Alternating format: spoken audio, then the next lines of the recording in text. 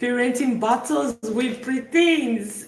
Parenting battles with preteens. Ages 8 to 12-year-olds. So if you have preteens, please gather here. And if you know anyone that has preteens, please share this video and invite them. Tell them that they've got solutions. Today, they are going to get their questions answered and some of their struggles, or if not all of their struggles, they are going to get solutions to them today, because we are focused. You know, this month is winning the parenting battles for us in the Visionary Parents Academy and you. So last week was about toddler and today is about preteens. Very many times parents struggle with their preteens, and we'll talk about why later. Now, a parent reached out to me some time ago, and I don't forget, because sometimes some of the things we struggle about, they seem small, but we keep having these struggles with them repeatedly. Now, this is why this class is going to be as practical, as relatable as possible. It's not some fluffy theory, no, something you can readily relate with. So a parent reached me, and she was like, one of the struggles she has with her preteen is that he wants to do things his way. You know, we'll call it ITK. I too know. I know too much. That I know too much attitude is the struggle she has with the preteen. So one of the examples she gave was that, okay, she stopped buying liquid dishwasher because they will always waste it. She will buy that, jar, and less than 3 days it is wasted. Because of the smell, they will use it for everything, to wash the car, they will use it to wash their clothes, socks and everything. So she now decided to be buying tablets, bar soap for them to do dishes. So this boy will soak it in water, he will soak it in water. And you know how that is. So something that is supposed to last them for a week, in a day or two, it will melt and it will be a waste. And she has repeatedly talked to him about it. It is a waste. But this boy, no, he will tell her that he's just trying to be creative. He's trying to learn how to make his own liquid. So really? So that was one of the examples she gave of all the things, some of the things the boy does, like getting on my nerves, battles, wanting to do things. I can imagine if that is what he does, then I can imagine a lot of other things. It simply means that, like my grandmother would say, if the mom says something, to pass through this ear and to fall off from the other ear. You know how she said, if they talk something, you enter from here, go from here, jump, come out. So it simply means that was her struggle. So every parent, I understand, because I have preteens and I also have a teenager. I know that when it comes to preteens, because the phase they are is the phase where they are trying to understand themselves. Is the phase where they are trying to think for themselves. They are trying to say, okay, I'm not a baby anymore. Don't treat me like this. I'm grown. It is my life. I can handle my stuff. It is that phase they are. So for very many parents, it is a battle. So today we are learning about how you can handle that phase in your preteen, from rebellion to rebellion to when it comes to sex education, to talk about peer pressure, any battle you have in your preteen. Today we're answering the questions, and one of the things you want to do is you want to leave your questions. If you have a question concerning your preteen, leave it in the comments and I'll read it and I will answer you right away. I will not just give you some fluffy theory. I'm going to give you practical tools for you to handle that battle. Because like I always say to parents, if you don't know how to build relationship, if you are always battling with your child, your preteen, your teenager, you are always at loggerhead, you are not building relationship with them. If you don't build relationship with them, you will not be able to influence them. And I tell you something, in this time we are, you need to be able to influence your child. You need your child to be able to be on the same page, understand where you are coming from. I read and I hear a lot of things on social media. Today I watched a video, I had to save it, and I said I was going to share it. It was so crazy, and I asked myself, how did these people get here? This is why we definitely need to be able to influence our children. We definitely need to be able to pass our values to our children. And we cannot do this if you keep having running battle with your children. Because sometimes it gets to, if your home is chaotic, If you keep having running battles with your children, it simply means your home will always be chaotic. You are always coming to the house, nagging, correcting, yelling, maybe even smacking or threatening. And these things will not help you at all in any way. Whatever your parenting goals are, it will not help you. Of course, except your parenting goals are to raise children you don't have connection with, you don't have relationship, you don't care how they turn out. But if you are a parent with a vision, you will agree with me that running a chaotic parenting will not help you in any way. So today, like I said, you want to drop your questions concerning your preteens ages 8 to 12. Next week we are going to treat ages 12 to and above, teenagers. Before we have our conference, we're going to treat teenagers, but for today it's ages 8 to 12, how you can handle the battles you have with them. And if you have any question, please leave it in the comment section and I will take your question. I'll give you practical tools. My name is Enimien Oruebor and this is Parenting with Enimien Oruebor, brought to you by the Visionary Parents Academy. If you are new here, quickly subscribe, and I have good news for you. We have a conference coming up, 24th, 25th, 26th, 27th, 28th, 29th. We have a conference coming up, Winning the Parenting Battles. You know, it's our first conference ever in the Visionary Parents Academy, and it is going to literally, it is not, we have coaches, leaders, parents, who have experienced what you are experiencing now, who once had questions that you have in your parenting. They are going to be sharing you, they're going to literally be giving you a playbook, like I always say, because they're going to walk you through their journeys, share their stories with you, give you the practical ways they crack their code. It is what the conference is about. So what you want to do, you want to ask for the link so that you can join. It is absolutely free and you don't have to do long registration. You just click the link and you join the waiting room. Another thing you want to do, you just want to take the link of this video and begin to share your WhatsApp group, your WhatsApp, your parents, your children's PTA group, your own church parent community, your alumni group, old school association, your groups on Facebook, your group, even your status. Share, let parents know that, hey, there is something that is going on here, and let them come and learn. It is winning the parenting battles with your preteen. So if you have preteens, let's get started. And if you know any parents with preteens, invite them. Tell them that Parenting with Enimien Oruebor, the Visionary Parents Lead Coach, is at it again. And you want to go back to our channel and see all what we have done in the past so that you can learn. Okay, first of all, I started by sharing the story of the mom who said her son is an ITK. I too know, always wanting to do things his way. It happens a great deal. And at that age of preteenhood, teenagers, they feel okay. The ages 8 to 12, they feel okay. I have a right. I have my own brain. I want to do things on my own. One of the very first things I say to parents is you need to learn to choose your battles. It is not everything that is a misbehavior. You learn to choose your battles, because if every single time your child does something, you are reacting, you soon sound like a broken record. Your child will not take you seriously. It is where one of the ways see finish enters. I think if you follow me on Facebook, I was live on Facebook yesterday. Was it yesterday or the other day? Okay, I was live. I go live on Facebook every day except on Wednesdays when I come live here. And I said one of the mindset parents have is that if they love their children too much, if they show love, their children will see them finish. And I said something. Your child will not see you finish because you are showing love to your child. Your child will see you finish because of other things. And that is if you are always nagging, you are always quarreling, everything your child does annoys you. I understand that you can be angry because children can really be pushy, but the truth of the matter is, if everything your child does gets you angry, it will soon lead to see finish. Your child will not take you seriously because every time you are nagging, every time you are responding, they will just see you that they would no longer see that it is their problem. They will not see that it is what they are doing that you are responding to. It will be like, that's how my mom is. That's how my dad is. I don't know if you get the picture. If you are always complaining about your child's attitude, about what their behaviors and all of that, they will soon feel that, oh, thank you so much, ma, for joining me. Thank you, man, coach, thank you. They will soon feel that my mom, she likes to talk. My mom, she likes to nag. Oh, she can nag, she can talk. It will no longer be about what they are doing, what they are not doing right. It will now be about you, your attitude. It is why you have to choose your battles.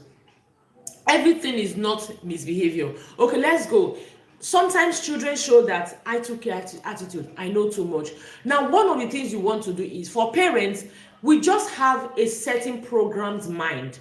We want things to be done so.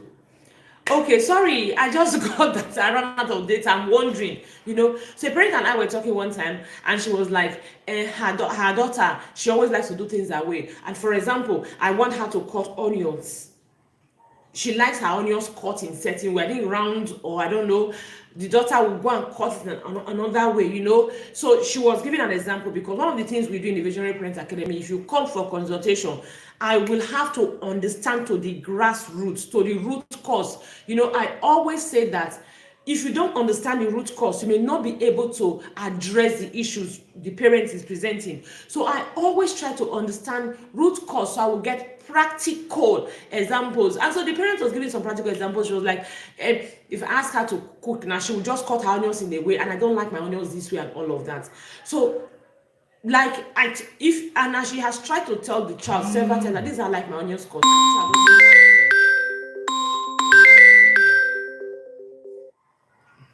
And the child doesn't follow up. Something like that, I2K or ITK or I to know. Now, here's the thing. One of the things I will say to parents is that before you start telling me that, a misbehavior, my child doesn't do what I want my child to do, my child does I to know or all of that, you want to ask yourself, really, what your expectations, like, what is the big deal? What is the big deal? Because if there is no big deal, if it doesn't make sense to your child, it's almost like you are wasting your time. It doesn't make sense to them. Why do I have to cut onions this way? What does it matter? It doesn't matter anything. So why is it a big deal? So you want to be sincere with yourself. Is this a big deal? Should this be a problem? Really? Really? Should this cause an issue? You want to sit down as a parent and be super sincere with yourself. A lot of the time, some of the troubles we have with our children, they are no big deals. So some of them are not misbehaviors. We just are should I say, over, because we have been programmed to, like, okay, the child must obey. So we come from that angle that the child must obey, and it is not a big deal. It's like a parent will tell the child, like I have my children, I'll tell them that when we're creating structure, I say, okay, choose the time you will fix your room. Are you fixing your room in the mornings before you go to school, or in the evening before you go to bed? But some parents will say, oh, you must fix that room now. Now, those are the things that will now cause trouble. When you go to your child's room, the room is not fixed now. It's a big deal. Why is that a big deal? It's their room. You want them to be tidy. You want them to be organized. So you just create a structure around it. And that is it. Sometimes we want our children to do things in a particular way. So it causes issues between us. When you sit down as a parent, ask yourself, is this really valid? Is it a big deal? Because sometimes some of these things are no big deals at all. Just because our parents reacted in certain ways growing up, we have been programmed to see things in a certain way, but they are really no big deals. So that is one of the things you want to do. You want to make sure what you are reacting to is a big deal or is not a big deal. And you know that you also want to give your child a room to be creative. You want them to be independent. So your child doesn't always have to do things like this. They must do it like this. No. You have to be creative. They have to learn to be independent, to take initiative, because as they grow older, we expect that from them. Now, if we do not give them the room to build it now, how will they learn it? A lot of the skills we teach our children, is done by coming to teach them, do this or do that. I said to a parent that, see, when we want to raise confidence children, we'll now write affirmation for them. I am bold, I am brave, I'm confident, and all of that. It doesn't work that way. Confidence is built in doing. And we don't give our children the room to do. We don't give them room to make mistakes and learn from their mistakes. We hover around them. You want to raise confident children. No matter how long your affirmation is, you will not raise a confident child. Because confident child, you tell your child, okay, you can do anything you set your mind on. And your child wants to do something. You say, no, don't do it.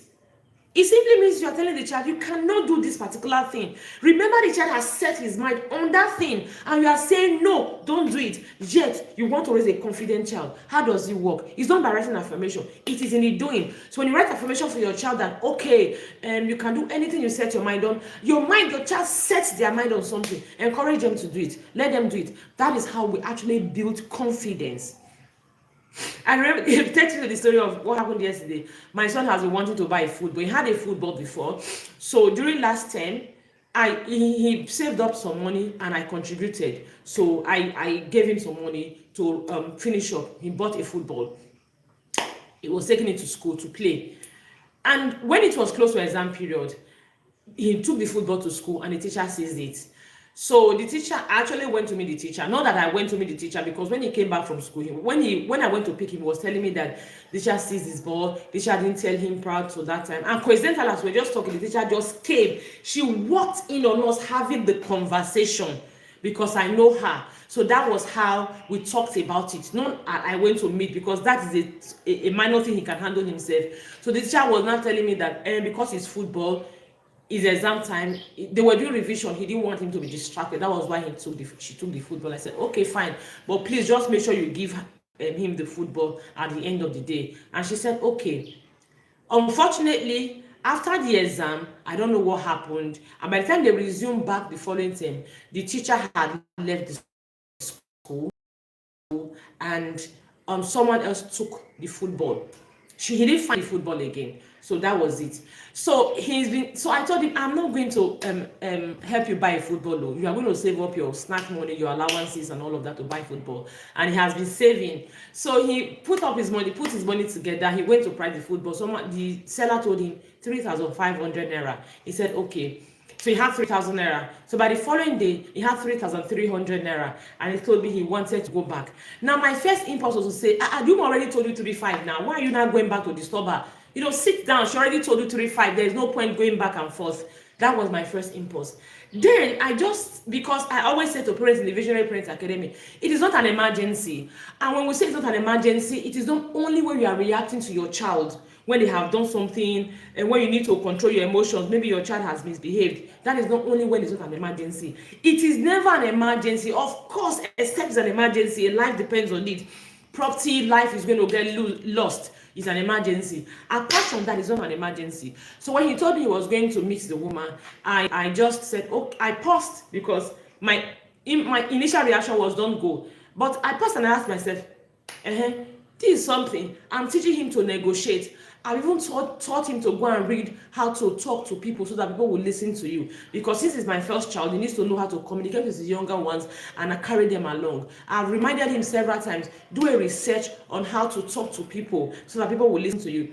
Now is an opportunity for him to go and practice this thing. I want to tell him, if he goes there, he's not sitting on, he's not doing anything for me at the moment. He's not missing anything. There is nothing is happening that he needs to stay back. So why not? So I told him, okay, go. He went and he came back and said, Yuma didn't say. Yuma insisted on 3,500 naira. And guess what? It became a teachable moment for me. So I used it to teach. I didn't teach immediately. It happened yesterday. It was this morning when we got to this school. As I was dropping them off, I just referred to it. I said, that is, the woman had a will. Because she had her boundaries. She has set her boundaries. She probably has set her goals that she was going to make so and so from the ball. And she has set her boundaries. She was firm. Will. That is strong will. No matter if the fact that you went the first time to ask the price, you went the second time you went the second time. This is the third time you've gone there, did not even make her change her mind. The pressure you are putting on her did not make her change her mind. The fact that, he's just a 13-year-old, did not make her change her mind. The fact that you had to cross two roads and go did not make her change her mind. That is your will. I had to use this as an opportunity to teach them about peer pressure and all of that. It was an opportunity. Now, what am I trying to say? Many times Very many times we do not, we just say no without any valid reason.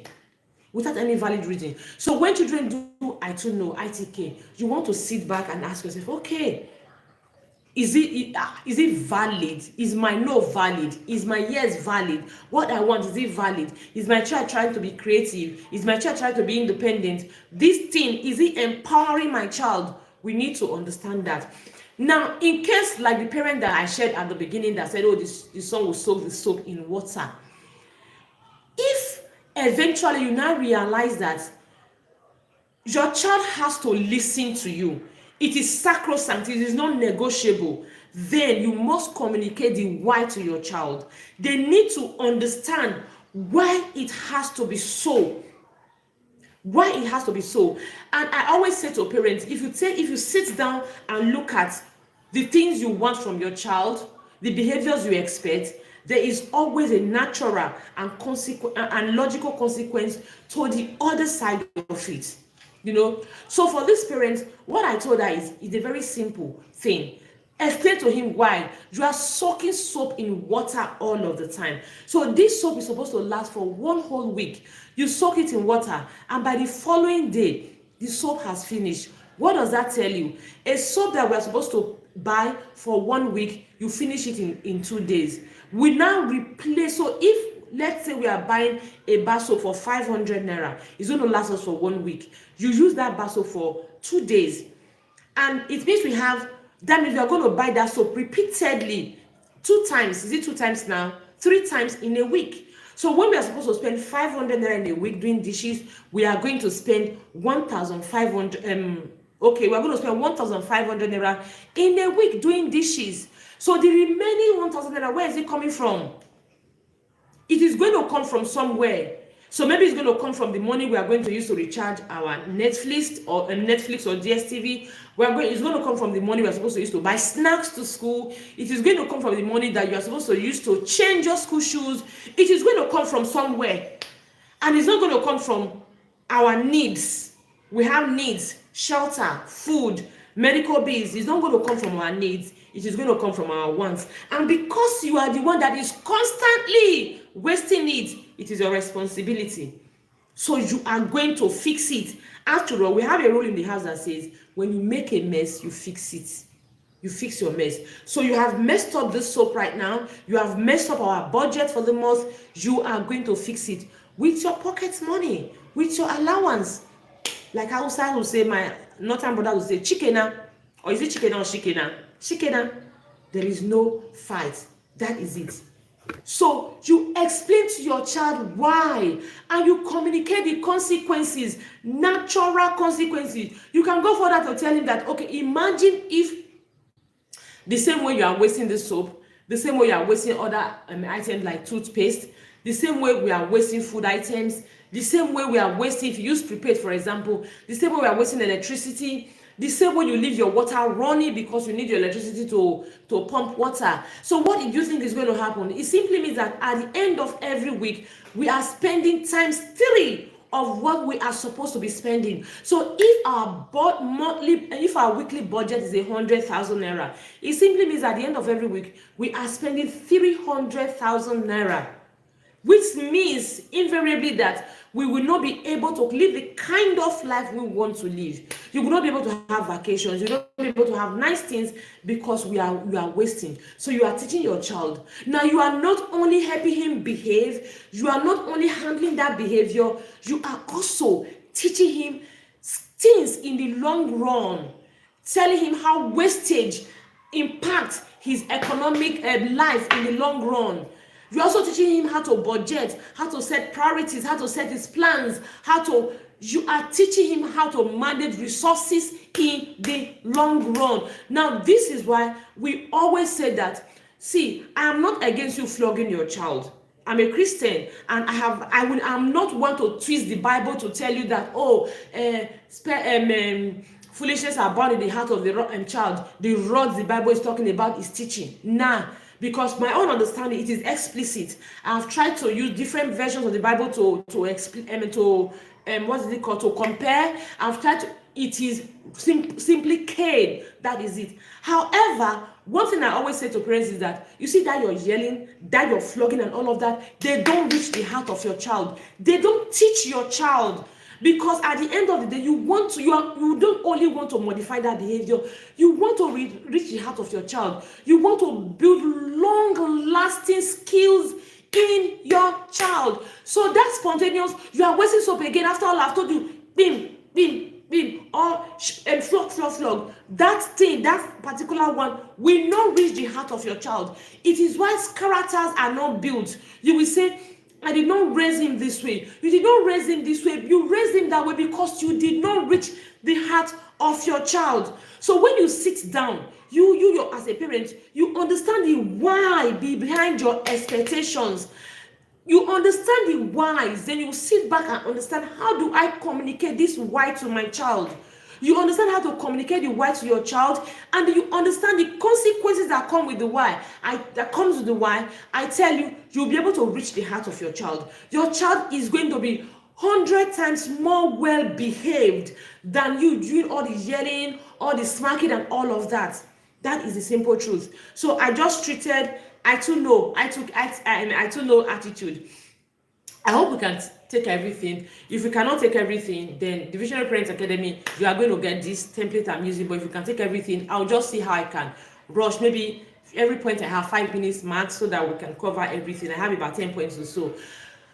Remember that this is brought to you by the Visionary Parents Academy, and we have a conference coming. 24th, 25th, 26th, 27th to the 29th, we have a conference coming. And in this conference, we are going to have real people with real stories. I said not some fluffy textbook theories. Real people with real stories come to share with you their struggles in parenting, how they were even raised, these mistakes their parents made, and what happened to them. I have my own story to share. I grew up kind of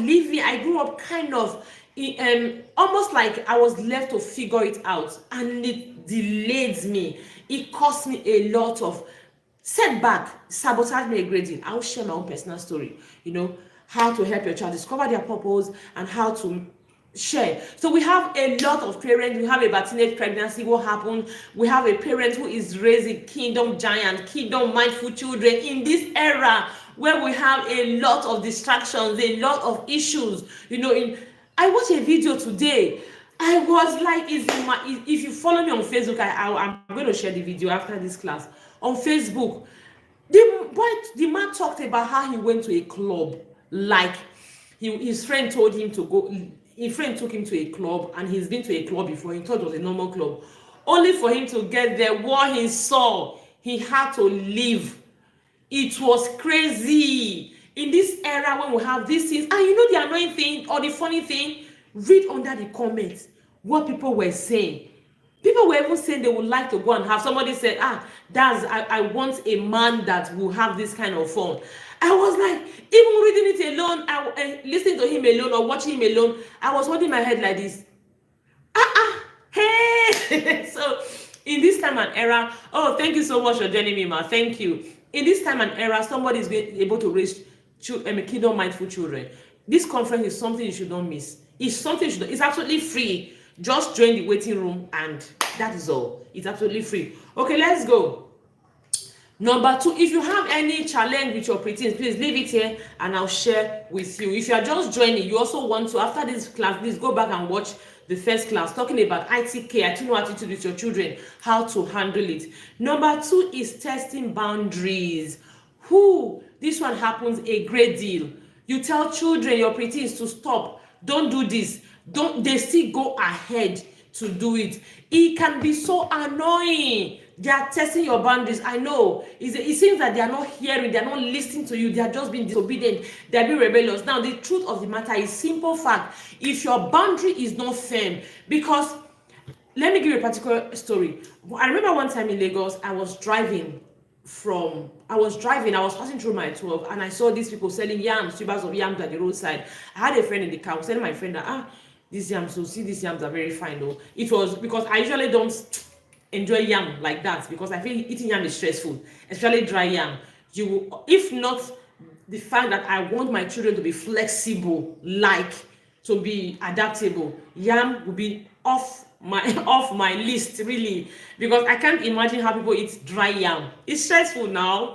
You agree with me. You agree with me that eating yam is stressful. Dry yam, actually roasted one. What? What kind of stress is that when food is supposed to be pleasure? So I saw these tubers of yam, fresh yams. They were not dry yam. I was like, these yams are good though, let me buy. I would have bought some. And she was like, okay, pack over and pull over and buy. I said, last month these people will come and use me to shine. You know how much they collect? And she was saying, no. She checked and said, no, last month they are not here. Last month, no, nobody is here. They won't catch you. I said, no, I don't want to take that risk. I would rather, Kukuma, I'm not such a fan of yam. She's crazy. She's laughing. So you understand, right? We're on the same boat. I said, I'm not too much of a fan of yam. Let me just drive past. Do you know why she encouraged me to stop? Because sometimes you will stop, you will completely get away with it. Last man will not be there to catch you. But the days you are not lucky, they will be there and they will catch you. Inconsistency. That is it. Your children will test your boundaries, especially when you are not consistent. You are always making threats. Every single time is threat. Today, they will do it, they will get away with it. Tomorrow, they will do it, they will not get away with it. So they don't know when they will get away with it. They can as well just do it, hope that they get away with it, and they hope that they will get away with it. So the day they get away with it, luck. The day they don't get away with it, they face the consequence. Tomorrow they go back. So when your boundaries are not consistent, your children are likely going to test them. That is number one. Remember, they are growing. They want to see how much they can exert their authority. They want to see how much they can beat themselves. They want to see how much they matter. So they are going to test boundaries. And another reason is, if your boundaries are not explicit, they don't make sense. If you are a parent who your boundaries are just random, your boundaries, it will be as if you are bullying your child.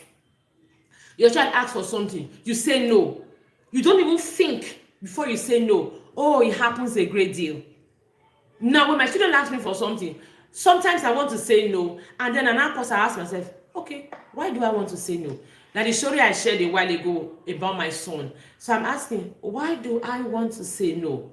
Then I realize I don't have any valid reason no. Sometimes it's actually my fear. Like, okay, I'm projecting my fear. I remember one time my son tried to, because where he went to yesterday to check the football, he was going to cross the road. And a couple of months ago, he was crossing the road and a bike almost hit him. It was chaotic that I had to go to the church and give testimony. So that image has not left my mind, And then I sit back and I tell myself, this is a child I want to be able to learn. I want to grow past things. I tell him that every experience is a lesson. Learn from it and move. He has learned a lesson from an experience, and I'm holding him back. So a couple of weeks ago, I have a pawpaw tree in my garden. It's so tall. I'm not considering cutting it down. So I have a very long stool. Those kind of stools that they use at the barbers is it salon? No, they use in tailors use. Is it tailors that use there? No, maybe I don't know. There's a place they use those bars, those long stools. I have them. So I now climbed this stool to say, okay, let me use a stick to push down to pluck one of the purples, and that was how I crash landed. Just so it was not funny. And funny enough, nobody was home. My kids were not home. I didn't have an open wound, but I had. It was even till now. It's over a month or so. I still feel the pain. I sat back. My initial response was just go and get my cutlass and cut down the tree. I mean, what the heck? So, but I told myself that if I cut down this tree, I will miss a teachable moment. I will cut down this tree, but I'm not going to cut down this tree because I fell off the stool. I was trying to cut and pluck purple. I was going to use it to teach my children. And so when my kids came back, because we have a culture of, okay, how your day went, share and all of that, so they can learn, I can learn, know what goes on with them, and they also learn how mommy navigates her days and all of that. So I told them what happened. So about 3 days later, my 8-year-old went and said, Mommy, this papa is still here. Are you not going to cut it? So I said, okay, I'm going to pluck it. He said, yes, you are going to pluck it. The fact that you fail should not stop you from trying again. You are going to try and cut it again. I said, hey, wahala deal. I had to go back and climb another stool because I realized that the stool I used before was already wobbling. The legs were no longer firm because I have my countertop in the kitchen, so I have these stools. You sit in the kitchen, so I have 4 of them. So I had to go and take another one that is firmer, that I used to actually now climb, to use to stretch to plug the purple. It was a teachable moment for me, and they learned from it. I'm still going to cut the purple because I see a lot of them are still ripe now. Nobody's reaching them is away, so I'm still going to cut it. But I didn't cut it immediately. Now that I'm going to cut it, we are all going to sit down and brainstorm together. This purple, why are we going to cut it? What do we need it for? It's just covering anywhere. The plants under it, the vegetables under it are not growing because of it's covering them. It's not providing sunlight. So let's cut it and plant other vegetables. So what am I trying to say? So I was teaching my son that every experience is a lesson. Like when I fell from the tree, I came back from the stool rather. I came back. When they came back, we looked at, okay, why did you fall? You have been using stool to climb and pluck purple before. Why did you fall? I realized, oh, because this stool is no longer firm. The legs are shaking. That was why. We reviewed it and I said, okay, I will go back with a stool that is firmer. So it was it was a teachable moment for us, for me to actually walk them down. So I was going to tell my son, don't go because of that fear. And the same me teaching my son that every experience is a lesson. I had to say, no, go. Just put him through. Remember, watch your left, watch your right, watch your left again, and go. You are 13, you are not even a baby, so you should learn how to cross and all of that. That is it. So many times as a parent, if we, oh, thank you so much, man, thank you. So many times as a parent, what we expect from our children is not valid, doesn't make sense. It doesn't just make sense. So because of that, they will just get, I beg you, what is this? They'll be angry or a lot of the issues. That is why they will test our boundaries. That is why your child will say, okay, mom, my neighbor is coming, I want to play football with my neighbor. And you tell your child, no, don't play football with the neighbor. You don't have a valid reason. And your child is a child that has a lot of energy. What is your reason? If you have a valid reason, okay, this neighbor is a negative influence. How is this neighbor a negative influence? We don't have valid reasons. Your child will test your boundary if you do not have valid reasons. Your child will test your boundary if you are becoming a broken record. You don't choose your battles. Every single time you are always nagging and whining. Your child will test your boundaries if you don't consider them humans. I hear parents complain about this thing a lot, that if I call my child, they hear me, they will not answer. Maybe I'm in the room now, I'm calling my child, he will keep quiet. I say, no be me born that pikin. When I go dey call, he will keep quiet. And it is not because I will go and beat my child. It's not because I will yell at my child. No, it is because I have learned to respect my child. My children know that if I call them, maybe you are busy. If I call you, it is not an emergency. I will not call you when it's an emergency. I will have to call you before it becomes an emergency. I want you to give me something. It is not now. It is not do or die. You have a right to tell me, okay, mom, I'm in the restroom. I'm defecating. When I'm done, I'll come and answer you. You have a right to tell me, mom, I have a banging headache. I just want to sleep it off. Can you send someone else? You have a right to tell me, mom, okay, you know what? I've set my goals for today. I've planned for today. I want to wash my bathroom. I want to do this. Okay, when I finish doing this, I'll come and do it. And I'll tell you, okay, write it down. Include it in your chore list. They know that.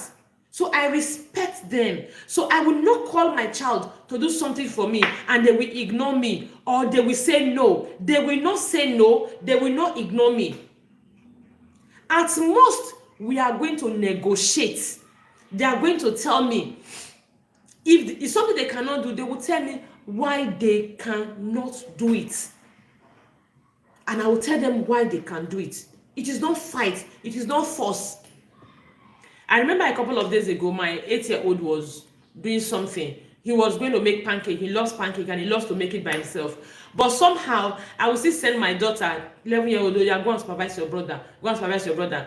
And She was telling me, Mommy, each time you say I should go and supervise him, we are fighting in the kitchen because he doesn't want me to come. He wants to do it by himself. And you keep sending me to go and supervise him. I told the party, I said, it is true. Why do I, because you know how we have this mindset that last born. My daughter started cooking when she was 7. She cooked jollof rice when she was 7, according to her, and it's what I can do because she's a picky eater, or rather she's a kind of child that wants certain food. So she said that they will cook swallow and she didn't want to eat it, and I told her, well, go and sort yourself out. That was how she went to the kitchen. She cooked jollof rice and it came out nice. The father said it was nice, and that was it.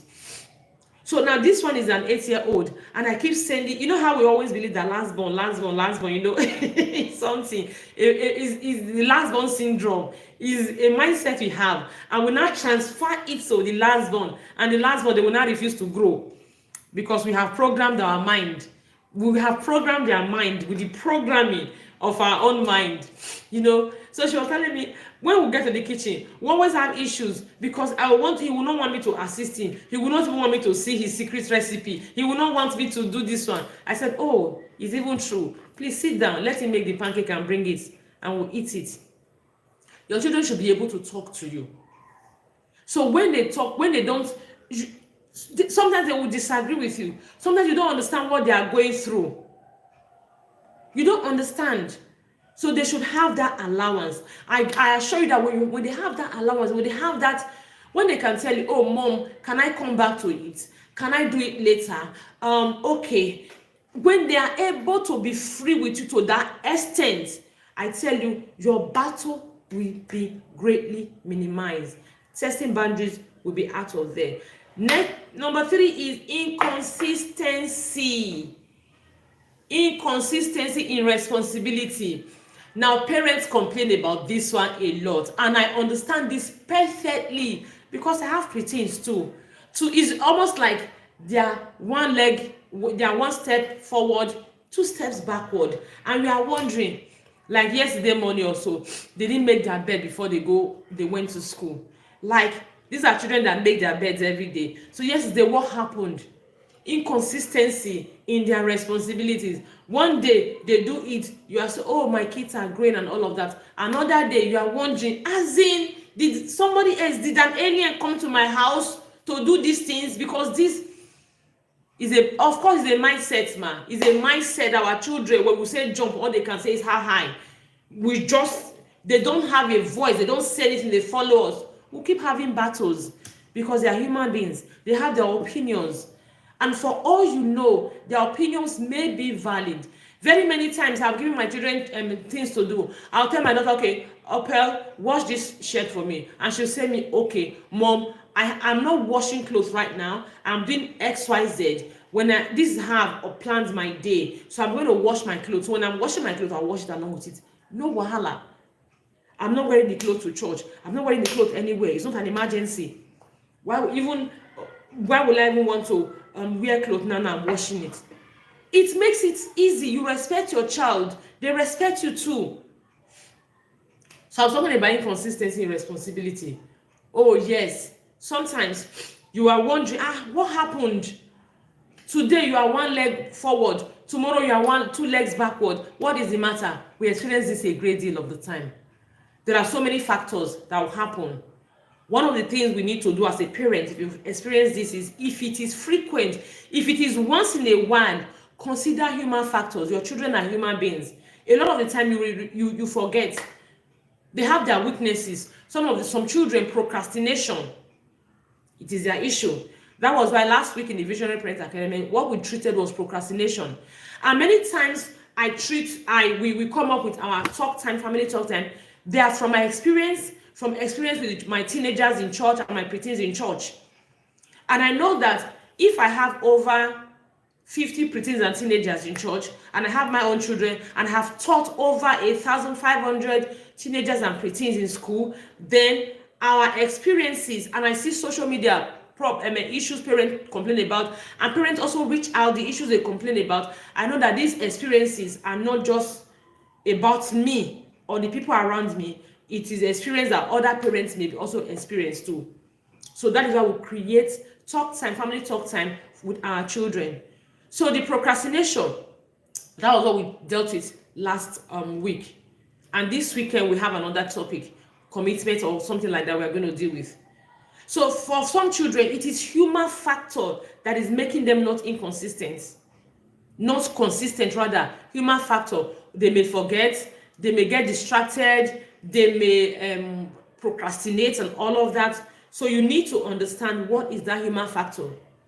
Then if it happens very frequently, then you want to check your routine. You want to go back and recreate a structure.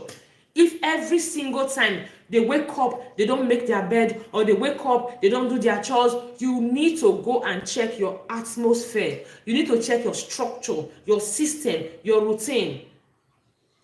Every parent should have a daily routine for their children, morning routine, back from school routine. You should have it for your children, for yourself as a parent. Wake up, you do X, you do this, you do this, you do that. Your routine. In the mornings, you have your routine. You teach your children how to create their routines, how to build it into habits. When it has become a habit, then your body alarm naturally alerts you when it's time. That is something about routine. It is when when you build it when you create a routine the first time, you just make it, you make it into a visualize it. You can have it written, have it use images and all of that. You put it in a place where everybody can easily see. You wake up in the morning, you maybe make your bed, you brush your teeth, you bathe, you do X, Y, and Z. You make it into visual representation where everyone can easily see it.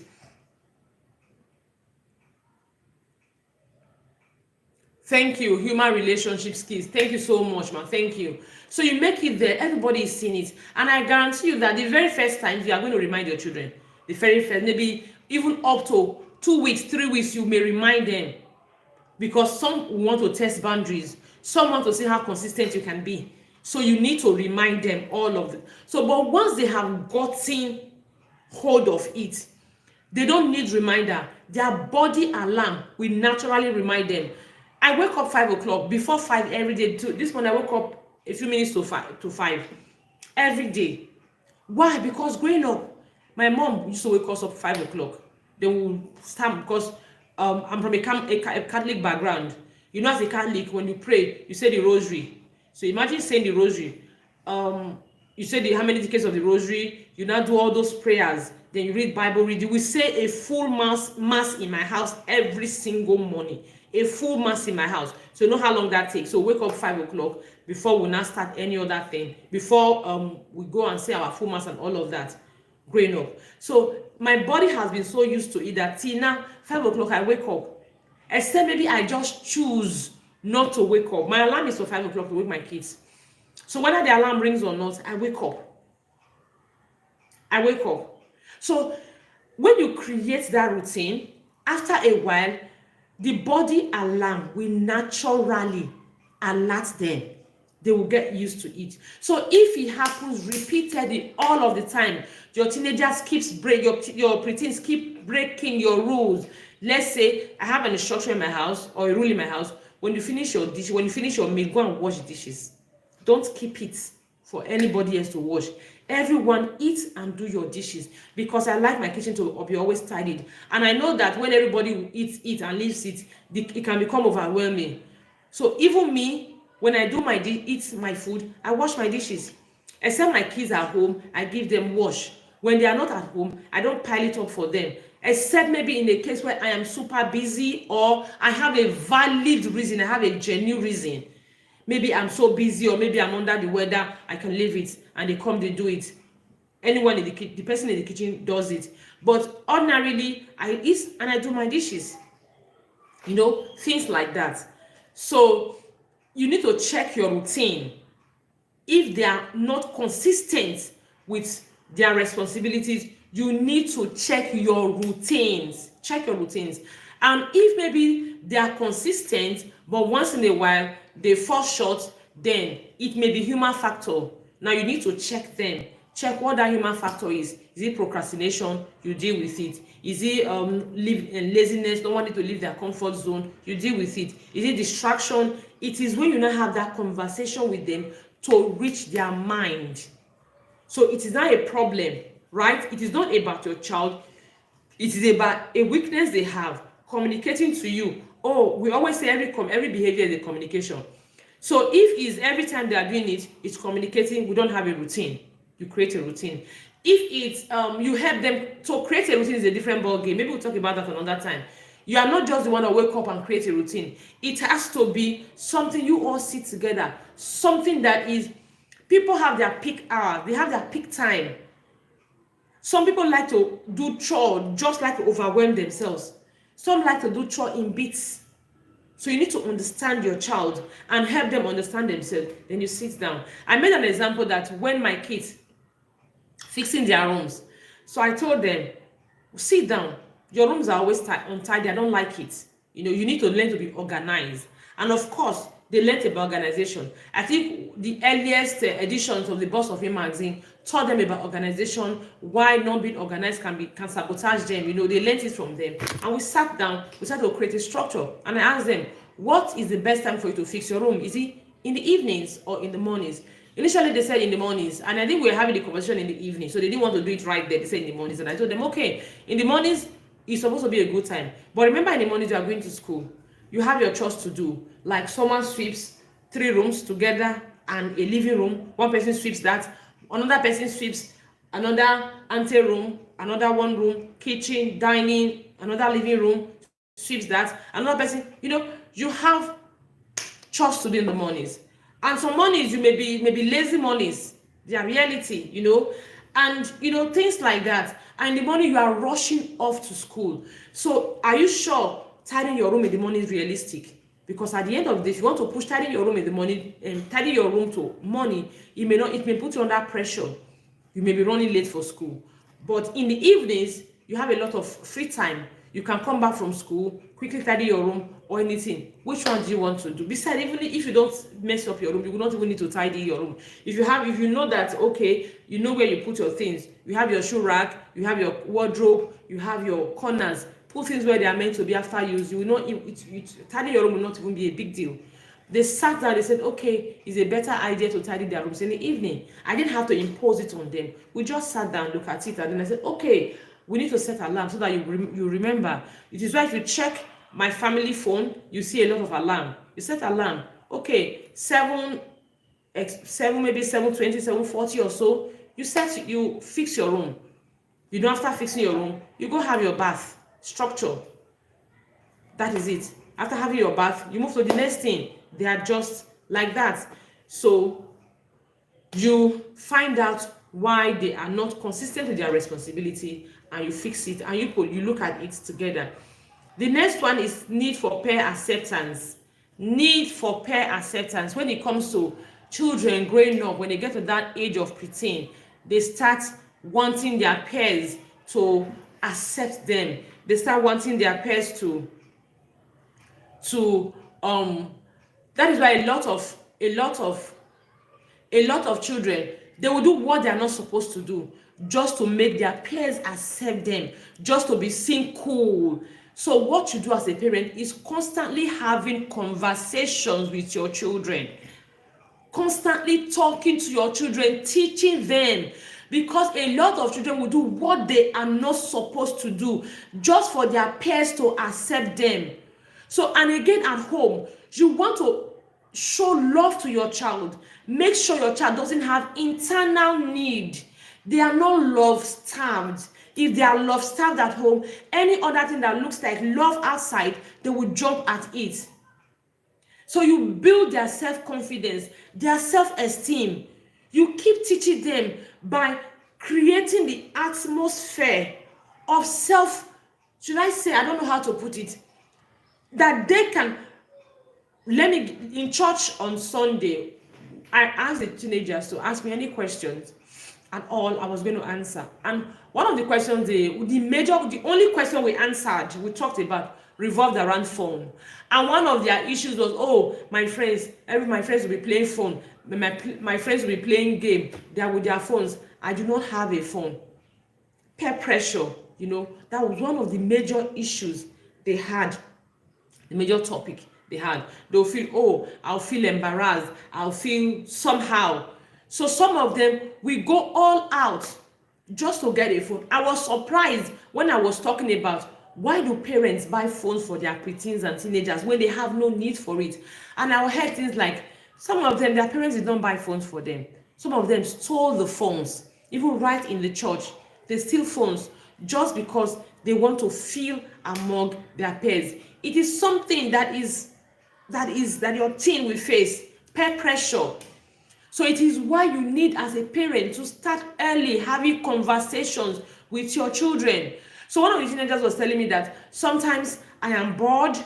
I was telling her that no, you don't need a phone to provide entertainment for yourself. Playing games, growing up, we didn't have phones. We're able to provide entertainment for ourselves. We're able to be creative, to do a lot of things. So if people don't want to be your friend because you don't have a phone, that shouldn't be a big deal. If you don't have a need for it, then you don't have a need for it. You don't have a need for it. So you won't say because all your friends are doing it. I ask her, if all your friends, if you stay in a place and everybody is smoking, would you go and smoke because everyone is smoking? She said, God forbid. And I said, okay. God should also forbid that because everyone has a phone, when you don't have a genuine reason, you are going to have a phone. You need to constantly have these conversations with them. Teach them about friendship. Not everyone is your friend. People that are your friends are people that will help you achieve your purpose. So even if everybody is doing it, it doesn't make it right. I said to my teenagers that there is a line in the Bible that actually makes that I can't stop talking about. Do not follow the multitude to commit sin. You know what that means? It simply means that everyone can be committing sin. The multitude means a lot of people. Go back to the story of Noah. Everybody got drowned in the flood. What does that tell you? Everybody was a sinner. Everybody. So everybody can be doing something. It doesn't make it right. You can be in the palace, you can be in Egypt, and you will not be of it. Like Moses, he was able to identify with his people, with all the luxury, with all the royalties and everything. He was able to find his people. You can be amongst them and not be of them. You keep having these conversations with your children. Peer pressure. You role play if you need to role play it. If you have videos of peers influence, negative influence, show it to them. You create stories. You let them know. Share your own life stories with them. One of the things I say to parents and my children is that when I teach them about peer pressure, I always tell them, bring your calculator, let's do this math. I say, because of your friends are doing something, you want to do it. And that thing may just be 5 minutes, 10 minutes. You want to impress your friends. That thing may not impact your life for the rest of the day, impact your life for the rest of your life. I give them an example of a story I was giving. A man that has one eye today, because people were being rowdy, they were fighting, he joined them. And I don't know if it was horsewhip they used or stone. It hit him. And at the end of the day, he has one eye today, just for an activity, an action of about 5-10 minutes. That thing impacted his life for the rest of his life. I tell them, okay, do the calculation. 10 minutes. How many 10 minutes do you think you have in 85 years? If you are 15 now, you are 16 now. If you are 12 now, you are 8 now, right? You are going to live for another. If God says you are living 100 years, that means you are going to live over 90 years. You are going to live over 80 years, over 75 years, if that's what God's plans for you. So just for an action, oh, my friends are doing it for 10 minutes. You want to join them, you want to impress your friends that you may never see. When I teach my children, we bring photo albums. I look at it, I tell them, you see all these people in my photo albums, I don't know where they are. My primary school friends, I don't even remember anyone. I don't remember anyone. My secondary school friends, the only reason I remember them is because on Facebook, I see a few of them on Facebook. My university friends, none of them live in my town. Only when I was in Lagos, I knew one were still close, were visiting each other. I heard some of them lived in Lagos. I never saw them again after my university.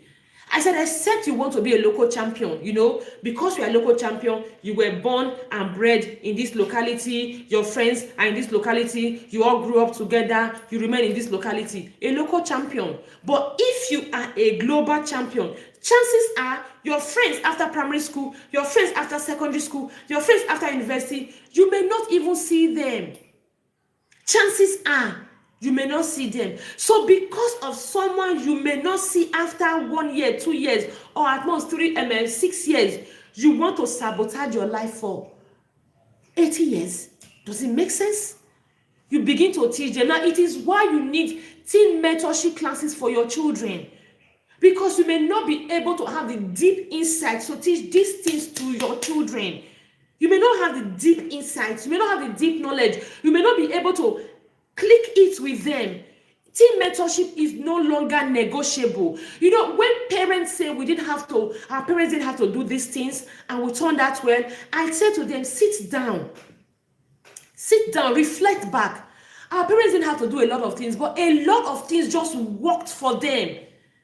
A lot of things. You had one uncle or auntie you were looking up to back then, right? That kind of just was your role model. But today, you have a lot of the opposite of that auntie or uncle to be your children's role model. What it is, it is what it is. I remember a friend, not a friend, someone were talking one day, it was not like, nah, his parents, a mentorship class for the children, blah, blah, blah, and all of that. I said, okay, no problem. So one day we got talking and he was telling me about how he was, at some point in his life, he met some people, they were smoking, they were living a responsible life and all of that. And then that he wasn't comfortable, but those were just the friends he made. So he was smoking and they were rolling together. And it was just as if God did something. God didn't want that to be his path. Suddenly he just met a group of other boys and he followed.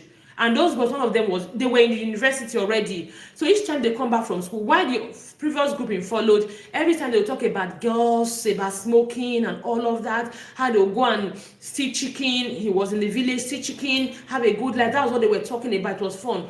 But when they're rolling with these other boys, they will talk about university, they talk about lecturer, class rep, course form, course mate. So they will constantly talk about these things that he became so interested. He told himself that you see this university, I must go. I want to see lecturer. I want to see course mate. I want to see class. So, and I told him, and you are saying mentorship. Your children don't need mentorship. Are you kidding me? Do you know what happens in your life? You were mentored. You were mentored. That was what happened. That was when he sat down. He was not smiling like, I never really thought about it. I say, yep. We don't think about it. We just wake up and say, actually, because when money is involved, pay money. You will say, my parents didn't pay money. My parents didn't have to do this. You realize that a lot of factors. Our parents didn't have to sit us and teach us delayed gratification. They didn't have to teach us distraction management. They didn't have to teach us, resilience. They didn't have to sit down and teach us self-control. We let that on the streets, and the street is no longer available. The street has been replaced with internet. The street has been replaced with social media. The street has been replaced with a lot of things that are teaching your children what the opposite of what the street taught you. And then you sit down and say, our parents didn't have to learn it. No. Go back and see if the times you were raised, you see this times we are now. Okay, let's leave that. She said, help them not to be love-starved is a word for me. Thank you so much. It rings a bell. Thank you so much, man. So I've talked enough about pair acceptance. I didn't know I would talk much on this. I've talked about this. You need to deliberately teach your child. That one, what you can do is to teach your child. When it comes to pair acceptance, have regular conversations with them. Role play if you have to do. Encourage friendship. Teach them about friendship. And of course, build confidence in them. I was talking to a visionary parent yesterday who wanted my opinion about something. I was telling him that my 8-year-old would always tell me that, Mommy, this is my classmates. They are users, Each time exam is coming, all of them will come and be my friend. After exam, all of them, they will not be my friend again. I don't want to be their friend again. He tells me that every time because he's book smart. So he tells me that every time, and that is because I have taught them about friendship. I've taught them that there are different types of people in your life. You have genuine cheerleaders, people who love you, who want you, who genuinely care about you. The same way you want people who are manipulators, who are users. The same way you want people who just want to, so I've taught them, I keep telling them that you need to always identify what the relationship we have with people. Sometimes you are somebody's friend, the person is not your friend. I've constantly taught them. So when he comes out from school and tells me, oh, these my friends are users, they only come to meet me when it's about exam time, they want me to teach them something. After teaching them something, they will not meet me again. They won't start insulting me. I don't want to be their friends again. I understand where he's coming from because I'm laying the foundation. I'm not saying they will understand it outrightly. They may not understand it outrightly, but it's that you keep building on it. You create the atmosphere that nurtures it. When you have friends, they come. You let them know the relationship. Everybody is not your friend. Some can be your neighbors, some can be your colleagues, some can be your acquaintance, some can be your customers and client relationship. Some are your cousins, your families, some are your genuine friends. Not everybody is actually your friend. So that is why you need to set boundaries. We have circles around. Your boundaries. Your acquaintances, this is where they stop. Your neighbors, they stop here. Your family, they stop here. Your real friends, they stop here. Your cousins, they stop here. You set boundaries, still are signs you watch out for. This person is this person to me. These are the signs you watch out for, Peer pressure. I wrote a book recently called Boundaries, and it's for peer pressure for children. Hopefully, we are going to use it during the self-led summer class for the preteens and the teenagers, talking about boundaries. We have the yellow flag, the red flag, and the green flag. And in the book, I taught about the green flag is where circle of friends, cool, okay. The yellow flag is where you should begin to say, hey, this is not aligned with my values. You don't even wait for it to get to the red flag. Once it's at the yellow flag, you jump up and go. How do you identify yellow flags? It's all written there. These are the things you should teach your children about peer pressure, peer acceptance. They should always learn to identify yellow flags, and you give them practically. You as a parent, you model it. When you can't stand up for yourself, when everything goes, you can't say no. I was sharing the Visionary Parent Academy by a woman I know. You can't say no. You feel, the Bible says you should love everybody. You should be there for people. Sometimes you in your mind, you know that it's not being there for people. It is you not being able to say no. It is you not being able to say no. It's not like you are being there. You are not able to say no. You know that in your mind. Your children see through you. They see through you. I guarantee you that. You think, they don't know. They see through you. They will know whether you are fake. They will know whether you are genuine. Have you ever wondered where maybe a mom, you have a couple, the mom will always like, the husband, maybe the mom brings money, you say the husband brought the money, you cover up. Later in life, the children, when they share their story, they will say their mom was the breadwinner, not their father. Have you ever wondered, how did they know? I never one day told my children that the wife was the breadwinner. Yeah, they knew. They knew because they always see through you. Don't think they don't see through you. You are a manipulative parent. Let's leave that for another day. Children always see through you. The next one is resistance to routine.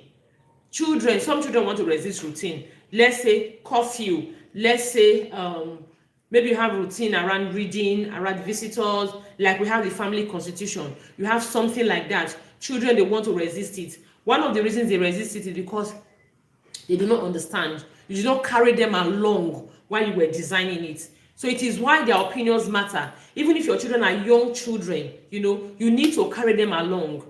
Like I shared with my children, when do you want to fix your room? You carry them along. Now, this is the consequence of it. The consequence of them not fixing their room is simple. I tell them, if you don't fix your room, you hire me to fix your room. When you hire me to fix your room, you pay me. And you have a certain amount, you pay me to fix your room. And guess what? Because you are my child, right? And we are a team, I will delegate the fixing of room back to you. You don't fix your room, you hire me to fix your room. It is compulsory, it is not negotiable. You hire me to fix your room. And because you are my child, I am busy thinking of how to make money to give you a better life, right? I will not have time to fix that room. So I will go back and delegate the fixing of that room and probably other rooms to you. So which means you will end up fixing that room again. You would have lost your allowance or your money by hiring me. And the money I want you to enjoy my life. I can just order for a snack, cross my legs, eat it. That is it. We designed it together. So they talked about when they will fix their room. We designed reading together. When are you going to read your book? You come back from school every day, you're supposed to do your revision. What time are you doing your revision? Because I don't want to be a parent who comes in anytime. You are not reading. Get out. That's how we're raised. I remember that my dad will enter the house, you are not reading. Every single time my dad hears your voice, get out, go and read. Go and read. It makes reading boring. Reading becomes punishment. Children will not want to read. It becomes punishment. It becomes boring. They're having fun. Get out, go and read. Like, when you are having fun, something is coming in the way of your phone. Will you like it? You will not like it. Your children will not like it. Let's leave that. We have a video on how to help your child fall in love with reading. Go back and check. We have a lot of amazing videos in this channel. If you are not following us, please go and follow us. We have a lot of amazing videos, so go and check. And remember, the Visionary Parent Conference is coming up, winning the parenting battle. See the way I'm excited? It is because at that conference, hey, the people that are going to be speaking. Let me tell you one. One time I went for a training, teachers training, and one of the speakers for this conference, he was talking about his life story, how he was rebellious and all of that. And I sat down, I was asking him question, to the extent that one of the parents there thought maybe I was a complete novice. So she stood up and she was just answering my questions. I said, see this one. Say, say, the question I'm asking is because I always want to be able to trace everything to the root cause. I want to get to the root cause. That is why I'm asking all these questions, so that I'll form my notes, I'll learn my lessons, I'll come and teach the visionary parents. That was why. And I said to myself, no, only me will not hear this kind of how you were rebellious to the extent that in school you were expelled. No, only me will not get my lessons. So when we have a conference, I am going to invite you to speak, share your story, because I know that we have parents who have rebellious children to the extent that you were expelled from school. We asked, we have parents to the extent that you will challenge. We have parents who have children like this. How did your parent navigate it? What even led to this at the end of the day? How did all these things how did they all impact you? So you are coming to share your story so that parents can learn.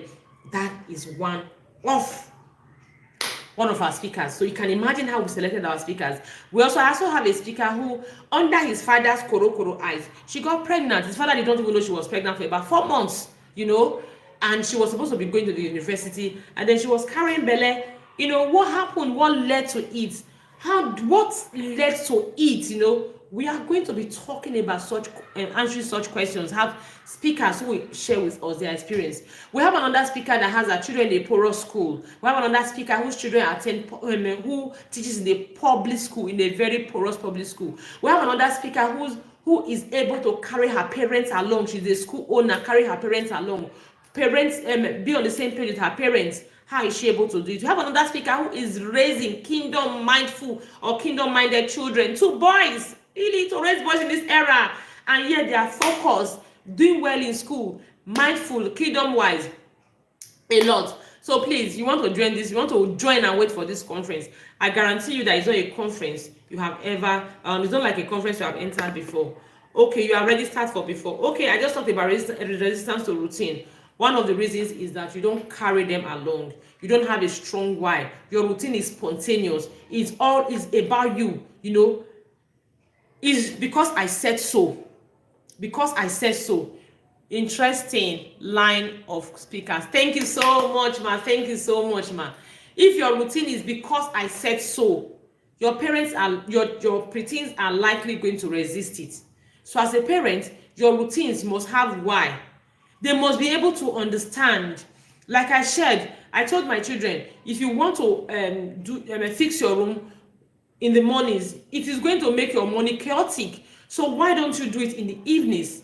And they agree. And I tell them that your routines is built around your values. Let me not forget that. We cannot even begin to talk about parenting without talking about values. You must know where you are going to. You must know where you are going to.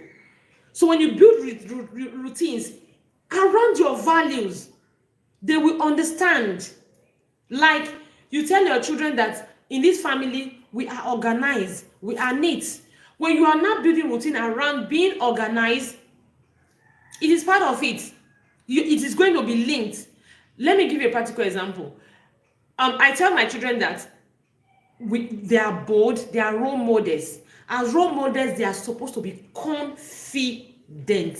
Now, one of the things that will affect their confidence is how people treat them, whether we like it or not, affect their self-esteem rather.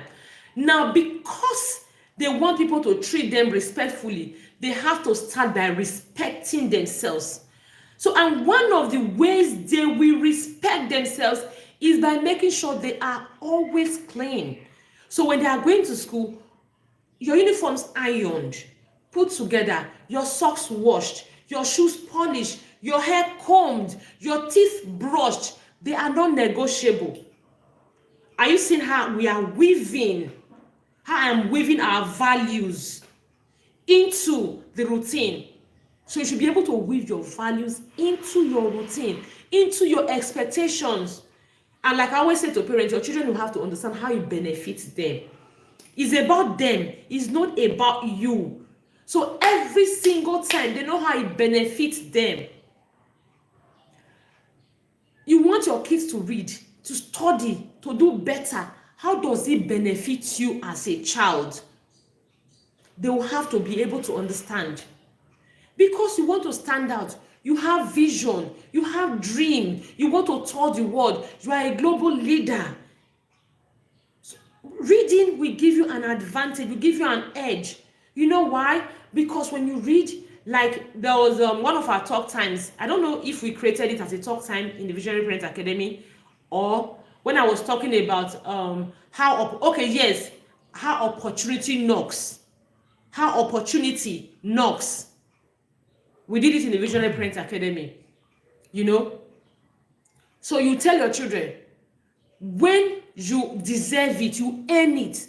Sometimes it happens to people are, like you say, they are in need. We see it all the time on Facebook. I was watching a Facebook yesterday. I saw some children. They were carrying watermelon. You know, someone pulled his car over and bought all the watermelon and gave them. That's opportunity knocking. The opportunity knocked because I should have saved that video to explain to my children. I hope I'll find it again. The opportunity knocked because they were in need. The person was going to help people in need. One reason. There was another boy that had extra money. He had that extra opportunity because of his character. Opportunity knocked extra because of his character. He was willing, because the man was like, who should I buy from? And the brother said, buy from me because my load is heavier. And the boy said, buy from my brother. Selflessness, character of selflessness, opportunity knocked. They will not talk about because you merit it, because it is not every time you are in need. It's not every time you are in need. So visibility, connection, people know you, opportunity will knock because you have connection based on who you know. The opportunity will knock again because you have merited it. You earned it. You worked for you. If they want to give a scholarship in class, they'll say, okay, people that cannot afford school fees, let's give them scholarship. They will give them. That is need. Somebody will say, oh, this one is a teacher's son. Give her scholarship. Connection. And they will say, this person came first in class. Give her scholarship. You merited it. So when I say study, it is because so that you can have wide range of opportunities. You are the one that will sit down and pick. I'm not the one. It's not, you are not studying for me, so that your opportunities can be limitless. You study, you are smart book-wise. So whenever there's opportunity, you are, and because as a global leader, you are going to have opportunities. So I was talking about, what was I talking about again? Resistance to routine. So you want to weave your routines around your values. You want to teach them. You want to sit down together and design it for them. And in your structure, you also want to offer choices. Like I said, I tell my children, do something. They have a right to tell me, okay, mommy, I will do it and X, Y, Z. And the only thing I need from them is why. They are not doing it at the time I want them to do it. Like yesterday, my son was my 13-year-old. He's the one in the kitchen today. We have roster for being in the kitchen. He's one in the kitchen today. And he was going to make jollof rice. And he wanted to make party jollof rice. So yesterday I told him, Noel, go and prepare the sauce, because he had forgotten. I said, you need to prepare the sauce for the jollof rice. It's not this morning you wake up and preparing the sauce. And he said, okay, that he needed to wash his socks. After washing his socks, he didn't want to put the stew on fire and he'll be washing his socks. The stew may burn. So, and he wanted to wash his socks before going to prepare the jollof rice, before going to prepare the sauce. It was okay, as long as it was within time. We're going to come upstairs by 7. As long as it was within time, it was okay. And he knew if by 7 everybody was coming upstairs, then he will have to be in the kitchen alone, and he doesn't want that. So he will now have to quickly do his socks. Okay, he said he wanted to do his socks. Then while he's cooking, he will plan for tomorrow that fill his water bottle, clean up his lunch bag and all of that. And that was it. They have choices. It's not by force. It's not like do what I say. They have choices. We've talked about that. Self-image and comparison, is almost like a peer acceptance. They're always comparing themselves. When children are growing, it happens a great deal. When children are growing, when they become that in preteens, they'll see their friends are wearing clothes that are finer than them. They will see it. Except you have children who don't really care much. Like my daughter, she doesn't really bother about people. Like my older son, he bothers about, oh, my friends have these cool trousers and all of that. Even when he was my daughter's age, he bothered about his image and all of that. You have to begin to build their self-esteem. You will understand them. It's not for you to tell them off. It's for you to begin to teach them. You speak life into them regularly. You model self-acceptance. You model it. You accept yourself. Then you limit yourself. You limit them. You limit their exposure to unrealistic social media. Limit them. Of course, then you begin to teach them what is important, purpose, effort, hard work. Begin to teach them all that is important. Begin to teach them acceptance. I teach my teenagers in school, in church, that see, the way God has created you is perfect for your purpose. Anything you want to do, you are super perfect. The only reason why you feel you don't look good enough is because you have not discovered your purpose. So instead of you to focus on how you look, go and focus on discovering your purpose, because the way you look is part of your purpose. And most times I look for things around, I look at them, I show them, I say, look at this phone now, for example. Every single button on this phone has a purpose. Every single feature in this phone has a purpose. We look at anything, we can look at a bag. Look at my bag, even the color of this bag, there is a reason the person that made it bag used this color. Every single thing has a purpose. The same way you are, from your head to your toe, every single thing has a purpose. And in other time in church, I was telling them that, see, the home you come from is deliberate.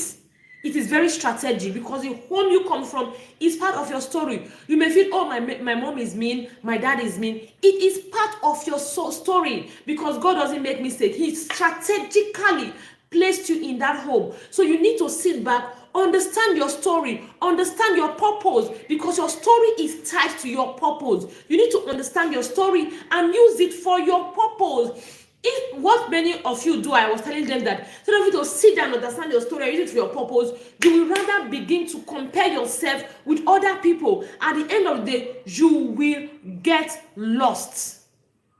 You will get lost. So you need to constantly understand your purpose. Talking about purpose, the next edition of the Boss of Him magazine is on purpose. Purpose on purpose. That is your purpose. Be deliberate about your purpose. And today I was telling myself that one of the things we need to do is to raise children who are intentional about their lives. One of the things that should be at the center of our parenting is raising children who are intentional about their lives. I really want to sit down and super crack that code, get it in a so practical, not some fluffy theory, some really, really, really, really practical. How you can raise children who will be super intentional about themselves. That is one of the things we do. So Boss of Him magazine, I've not talked about it. If you have preteens and teenagers, you are not subscribed to the Boss of Him magazine, you are not doing right, really. It is very, very empowering, and it's just 1,000 naira monthly. You see all these books you buy. I see a lot of coaches advertising books. They will say, go in thousands, 50,000, 60,000, 45,000, 20-something thousand. If you get the Boss of Him magazine, oh God, please share this video. Share. We just need to be able to reach more audience. If you get to more audience, then you see the value we give at a token, the value we give at peanuts in the Visionary Parents Academy. Please share. Please help us talk about our conference. Please just anything you can do. The thank you can give us in the Visionary Parents Academy. If you are not with us and you watch our videos, you come to our classes, what you can do is at least to share. Let's reach more audience because we give so much value for a teeny weeny. Okay. So I've talked about self-image and comparison. The next one is device addiction. Addiction to screen. Addiction to screen. I will not dwell much on that. Addiction to screen. One of the things you want to do is to set rule times. If your kids are addicted to screen, it's because you don't have rule times. You don't have screen time rules. You don't have screen time rules. It is very, very simple. It is very, very simple. Set screen time rules. That is all. Sit down, explain to them. I tell my children that the skills you will need to grow, they are not in front of the television. I tell them, I explain to them. Like this one, I dropped a voice on the Visionary Parent Academy, which I told my teenagers in church. I've told them repeatedly. I said, this generation is predicted to, it's not even prediction. If you're a parent, you know how to sit down and analyze issues, know how to forecast, you realize that this generation, the Gen Zs, they are way worthier than the millennials and the previous generations. The Gen Alphas and the Gen Betas, they are going to be worthier than the Gen Zs and all of that. And the reason is because they have the internet with them. Technology, that is the only reason. They have the internet with them. A lot of people, you see Pella, what is he doing? In those days, they will tell you, you need to be a doctor, you need to be a lawyer, an accountant, an engineer to get a stable job, to be super rich. I was watching one woman one day, she said she made 100 million naira on Facebook. Like, if she wasn't lying, she wasn't capping or anything. She was talking about people always think she's broke, she doesn't have investment and all of that. So she had to show her investment that was one time she made 100 million naira on Facebook. She was always giving. So one day her parents called her, they were on her neck, and then she just made 100 million naira on social media. So she just gave it to her parents. Like, she's not even married. I don't think she's up to 30. That is how much money they are making. So I was telling them that, see, people have great opportunities, great potential. Unfortunately, a lot of millennials like me, we are still struggling, But you were born into this time. So you are not going to struggle with a lot of things. You just have it naturally with you because we were born into this time. However, the poor will always be amongst us. A lot of you are still going to be the wretched of the earth because you will not take advantage. You don't have to take advantage of it. You are going to sabotage yourself with addiction, game, screen, unhealthy competition. You will not learn the skills that will help you tap into the gold mine you have. Instead, you will get crushed by the gold mine you have. So screen addiction, as a parent, set the rules. I say this to my children. I give them practical. I tell them, you want to leave the phone. If I leave the phone for you, you are going to sit down, be on the phone, be on YouTube, be on TikTok, be on Facebook from morning till night. You will not realize it. You will not know when time has gone. You will not even stand up to go and eat. By the time you realize it is evening and the person you are watching is making money. Let's even leave the person you are watching is not making money. By the time you realize, you will not have done anything productive with your life. And guess what? You will not remember, people are doing very well, oh. You get depressed. You get unhappy. You are actually sabotaging yourself at the end of the day. So I tell them that, you see, that is why my kids, we have rules around phone use. Television, I used to subscribe to DSTV during school days, so they only watch it on weekends. So these days it's only on holidays that we subscribe to DSTV because most times they don't even watch it. So it's only weekend it's only holidays that subscribe to DSTV. Then apart from that, then talk about phones. We have routines. On Fridays they come back, they bring all the work they did in school, they revise it. On Saturday we focus on research and documentary. Then on Sunday they can play games, watch a movie, do whatever. Routine. So it's in your hands. Why will your child be addicted? Well, you don't want to got them a phone. Why? Screen. You subscribe. You got them. So they are addicted to it. and you have told them that phone is the only thing, or gadget is the only thing they can use when they are bored, when they can think of themselves, when you can do a lot of other things. It was just recent I started throwing out my cartons. If you go to my laundry room, you see a carton we use for spaghetti the other time. My kids growing up, they had a lot of cartons. My guest room downstairs is filled with cartons. Okay, I think I've cleared them now. It was filled with cartons for a very long time. Any carton I do, we throw it there. They keep making all sorts and manners of things. Use that. If I share some pictures, where they sit on their own, they are bored, they pick up their books, they read. They have a lot of options. I have if you go to under my staircase, we have a lot of books there. If I go to my guest room, I have about 3 bags of books that we located from Lagos. Because I don't have a bookshelf yet, I've not arranged them. They have a lot of things. So why addiction to television? Why addiction to gadgets that will not empower them? They need skills like resilience. They will not learn in front of television. They need skills like creative thinking. They will not learn in front of television. Those can inspire them, but they need hands-on to be able to build it. Resilience is built by you making a mistake and going back to it. That's how resilience is built. So they will not get that in front of television. Television will tell them, okay, don't give up. But when they face reality, they need to actually have it not to give up. Then they need to know how to cope with people. People will annoy them. Television will teach them, somebody annoys you, do like this. Somebody needs to actually annoy them and see and test them. So set screen time. Set screen time rules. Children are coming to church. If my child comes to church with a phone, that is it. You will not have any access to the phone. Why will your child come to church? Set screen time rules, basically. During school, there's no phone. Get them, put them somewhere. If you have been able to reach their heart, they will not go to behind your back and take it. I remember when my daughter, she was still very much in touch with her friends back in Lagos. I saw one of her chats. She told them, Morisola, we only can chat on Tuesday, on Saturdays, and this is the time we can chat, because on Saturday morning I do my chores. After my chores, my math teacher comes in to teach me math. Then after my math teacher comes in to teach me math, I am super free for the day. So you can chat in between this time and this time. We are good to go. So you cannot just chat me anytime or call me anytime, because that is not my screen time. So set your screen time rules. Whether your children are toddlers, preteens, or teenagers, set your screen time rules. I mean, if they don't have a need for phone, why give them phone? Your child is going to school with a phone to go and do what? Because other people have a phone. His friends have phones. If your friends are smoking, will you say, okay, go and smoke? A lot of times for parents, we buy these things for our children for our own ego, not because they have a need for it. Anyways, I didn't want to. Okay, the next one is overreaction and being overreactions and drama.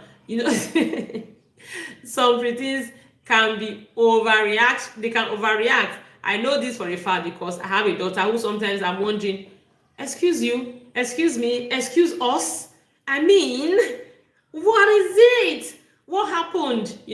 Sometimes their temperament plays a great role. Sometimes the way you as a parent, you are overwhelmed and your state of emotion affects your reaction. Sometimes it happens. I said human factors.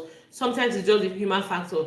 So what you need to do is you validate them. I can see that you are upset, really. You teach them to calm down, calming strategies, how to take a deep breath, how to walk away, how to journal. You teach them emotions control, name your feelings, teach them how to de-escalate, This is to help them a great deal. Another one, we have just 2 more. I want to wrap up now, but these 2 are very important. Lack of open communication. Lack of open communication. Your children don't share with you, they don't share with you what goes on with them. So I won't talk too much about this because I think two Wednesdays ago, we had a class on how to help your teens, how to earn their trust, how to help your teens open up to you. So if your preteen is not opening up to you, you want to go to 2 Wednesdays ago and watch that class. It was a master class, about 30 things, some things you don't even realize you are doing. I shared one, for example. I have relatives who call me, help me speak with my children, and I tell them that I don't have a relationship with your child. So your child, sometimes you cause someone to speak with your child. To your child, you are not keeping their secrets. So they don't want to share with you. So they don't know that, okay, you actually need help. So what you want to do, if the person is not helping you genuinely, don't bother bringing the person in. There are so many reasons your child will not want to open up to you. One is the way you react. You are overly dramatic. They will not want to open up to you. One, you are overly judgmental. They will not want to open up to you. One, you don't understand them. They will not want to open up to you. You don't have a relationship with them. They don't trust you, genuinely care. So why do you want to listen? I mean, you will use it against me. You are going to talk about it on and on. So go and watch that video. You will understand how to earn your child's trust so that they can open up to you. And the last one is handling early puberty. A lot of parents struggle with handling early puberty. They don't know how to handle it. They don't know how to have these conversations with their children. They don't know how to protect their children from sexual abuse. And again, we have a class in this channel, how to protect your child from sexual abuse. Go and watch it. You are going to learn how to prepare, how to help your child, how to protect your child from sexual abuse. You know, how to start having this conversation with your children. I also shared it in the last class. If you didn't miss the last class, please go and watch it. You are going to learn a lot on how to handle conversations, puberty, because I see that a lot of parents struggle with it. And if your children are toddlers, start already. Even if they are not toddlers, you can start. Let me just give you a quick trick to help you have this conversation with your child, your preteen. If it's heavy for you, you can get them a book on sex education. It is one of the quickest ways for you. If you're not comfortable with having a conversation, just get them a book. And if you're in the Visionary Parent Academy, I'll give you the book Body Smart. Okay, even if you're not in the Visionary Parent Academy, just send me a message and I'll give you the book, the Body Smart, the e-copy of the Body Smart. If I have the old edition, I'll give you. But if I have the new edition, you have to pay 1,000 naira to get it. If I have the old edition, I'll give you, because the new edition is more comprehensive. So you just give them the book to read. When they read the book, begin to have conversations, begin to talk about it and all of that. Talk about it. It's a simple guide from 0 to 10 years. So, but once you can start laying that foundation, you can talk about it, then it's easy. You can begin to talk about any other thing with them. So just make sure you normalize the forbidden topic. There are no topics that are forbidden. They are just age-appropriate way. I remember my daughter was 6 years old when she asked me, "Mommy, where do babies come from?" You know? And it was easy for me. I didn't have to start thinking. She asked me where we had a chicken, where removing the feather of a chicken. And she saw that chest of the chicken. And she said, "Mommy, baby chicken lay eggs from here." And my son said, "No, my son touched the other opening where they actually lay eggs from." I tell her, this is it. Say, almost every female animal, they have their young ones from their vagina. That is why it was an opportunity for me to now teach about why you need to protect it, why you need to keep it safe, why it's not a toy, why people should not touch it. It bettered that conversation. Just, is this where babies come from? Bettered the other conversations. So this thing should be super easy. There are no topics that should be heavy for you to talk about. No topics. You can begin to teach your children about growth. If you have pictures of your brothers, of your sisters, of yourself, of your spouse, when they were growing up, see beards. Beards come up. People have beards at a certain age. Some people don't have beards until... My younger brother didn't have beards until a long time. Now he has a lot of beards. When we travel for Christmas, I was telling my son, I said, because you get to a certain age, now your friends start telling you, "Oh, you don't have beards, you're not a big boy." They can tell you, go and have a girlfriend to have a beard. They can tell you, go and do XYZ to have a beard. I told him, it's completely natural. This your uncle. He didn't have beards for a very long time. I remember he used to rub a hydraulic from cow, something, or spirit. He used to rub methylated spirit to have beards. Even till that, he didn't have beards. But now, he's a beard gang, a complete beard gang. Just that he keeps it trimmed. Teach him all of that. Every opportunity is a teachable moment. Every opportunity is a teachable moment. Teach anything. If you are going to buy sanitary towel, your child follows you. "Mom, I want to buy sanitary towel. This is it. How it's used." You show. Look for video online that are age appropriate. Watch it together. Start your conversation from there. Register them in teen mentorship class when they talk about sex education. At the end of the day, you come back and you ask them, "What did you learn?" You have conversations with them. If you don't know what to teach, you can ask questions. go meet a coach, come meet us in the Visionary Parent Academy. I'm sure any parent in the Visionary Parent Academy should be able to help you what to teach, how to teach it, and all of that. So empower them, because if you don't teach them, someone else may be teaching them, and the person teaching them may not teach them from a genuine intention, from a good intention. They may teach them from with the intention of taking advantage of them. You never know. So it is why you must teach it. Start age appropriate conversation early before they even ask. Don't wait for them to ask. Start. Use books or videos to help explain body changes and hygiene. It's super important. Normalize their experience. Everyone goes through this. It's part of growing up. Normalize it. Whatever their experience are, normalize it. I remember my daughter came one day and said, "Mommy, I think I've started seeing my period. I have a stain on my pants." She's 11 now. I think this happened about 3-4 months ago. She was 11 already. She just clocked 11. I said, "Really?" She said this. I said, "Come and show me." I had a good laugh because I taught her about her menstrual cycle since she was 8, and I think she's been anxious to see it. So I had to tell her that, see, some people don't see it until 16. Some people see it 9, 10, 11. I've even heard people see it 8, 9. People don't see it until 12, 13. Some people don't see it until 16. Nothing is wrong with them. You see, the same way in life. For example, people are learning. Some people don't learn quickly. Some people, they have to learn 3-4 times before they learn it, right? The same way, some people's body takes time to grow. It is absolutely normal. So if you don't see it, your friends start seeing it, they start telling you, "Oh, you need to have a boyfriend," it is a fat lie. Everybody is not the same. You know that some people are light in complexion, some are dark, some are tall, some are short, some are chubby, some are tiny, some are thin rather. So the same thing happens. Even your body, the way your body functions, they are all different. The way your body is wired. Like you, for example, you come and eat eba. No, you've even said you are going to ban eba when you become president. Eat eba, eat semo, fufu. They are not your thing, but somebody else absolutely enjoys them. People are different. The same way your internal wiring are different. I had to sit down, teach them all that. So when she saw it, I said, "No, this is not it.